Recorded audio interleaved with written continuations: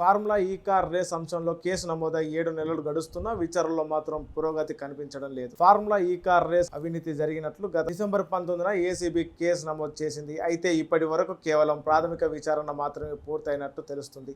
ఇప్పటికే ఒకసారి A1గా ఉన్న బీఆర్ఎస్ వర్కింగ్ ప్రెసిడెంట్ కేటీఆర్, A2గా ఉన్న సీనియర్ ఐఏఎస్ అధికారి అరవింద్ కుమార్, A3గా ఉన్న హెచ్ఎండిఏ మాజీ చీఫ్ ఇంజనీర్ బిఎల్ఎన్ రెడ్డిలను విడివిడిగా విచారించారు.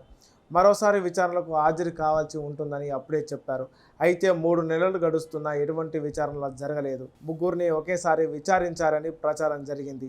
ఈ అంశంపై అసలు స్పష్టతే లేకుండా పోయింది. ఫిబ్రవరి 17న చివరిసారిగా లండన్లో ఉన్న రేస్ నిర్వహణ సంస్థ ఫార్ములా కార్ ఆర్గనైజేషన్ ప్రతినిధులను వర్చువల్ విచారణ చేపట్టారు. ఇది పూర్తయి చాలా రోజులు గడుస్తున్నా విచారణ మాత్రం ముందుకు కొనసాగలేదు. కేసులో ప్రధాన నిందితుడిగా పేర్కొన్న కేటీఆర్ను మరోసారి ఎప్పుడు విచారించారనే దానిపైన సిబిఐ అధికారులు స్పష్టత ఇవ్వలేదు. మరోసారి విచారణకు రావాలని, మే 28న హాజరు కావాలని నోటీసులలో పేర్కొన్నారు. అయితే ముందస్తుగానే ప్లాన్ చేసుకున్న షెడ్యూల్ ప్రకారం అమెరికాకు వెళ్లి వస్తానని, తిరిగి వచ్చిన తర్వాత విచారణకు హాజరవుతానని కేటీఆర్ సిబిఐ అధికారులకు లేఖ రాశాడు. అయితే కేటీఆర్ అమెరికా పర్యటన పూర్తి చేసుకొని వచ్చిన విచారణకు రాలేదు. కొత్త తేదీలపై సిబిఐ అధికారులు నోటీసులు కూడా అందజేయలేదు.